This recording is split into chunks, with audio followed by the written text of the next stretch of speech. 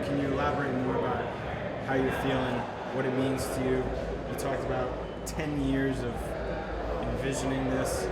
Yeah, I started training when I was 13, and after a year and a half or so, my coach was like, you should compete. So I was like, oh, okay, well the first one or two competitions fell through and I started to compete, and after my first match I was like, can I go again? And he's like, yes, there's more. And then as we started doing competitions, he's like, you should do bigger ones, and I was like, well, what does that mean? So we go to bigger tournaments, and there's more atmosphere behind the bigger tournaments, but then the same thing, you go and step on the mat, and you're in the jiu-jitsu world. Everything else is outside. At least for me, once I get on the mat and shake hands, it switches, and I don't think about anything else. I don't hear anything else. On the occasion, I'll hear my coach. Yeah, my coach is like, hey, you know what? I think you can be an ADCC champion one day. And I was like, well, what's ADCC? Then they told me, and I was like, whoa.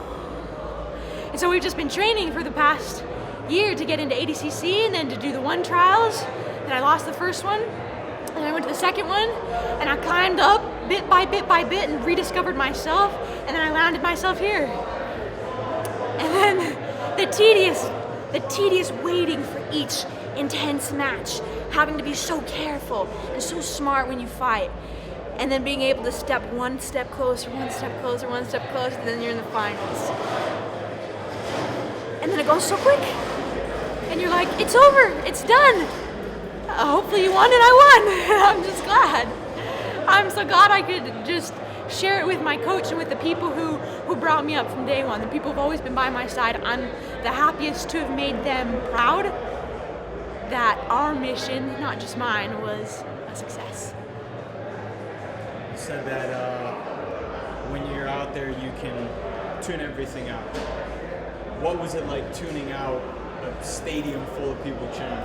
Actually, I didn't need to tune out the stadium. I naturally don't listen, but when they were cheering for me, it's like, hey, all power to that. I'll go. I know where to go now. It was cool. You know, I'm an American, but I was very much raised by a Brazilian, and I have an immense love for the culture, and it's really cool to have the Brazilians cheering for me when I wasn't born there. What does it mean to win a gold at the largest ADCC of all time? This was it. This was the goal from the beginning, right? Or is there more? Now I gotta find where the more is. When you think of more and you think of the future for Amy Campo, what does that look like? I have some ideas, but I'll let that be a secret. Anything else you want to say? I'm just glad for my coach and taking me in and kind of being my mentor for a lot of these years. I'm glad for my team who went through just as much suffering and day in, day out with me in the gym. I'm glad for my family. My brother's in Thailand, and I'm sure he's gonna be so excited. And I'm glad for Gabby, Elizabeth, and Rafaela for being here and being a part of. You know, the ADCC is not just about me. This is an event all of us get to share.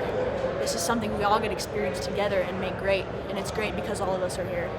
So I'm glad to have shared the experience. Thanks, Amy. Mm-hmm.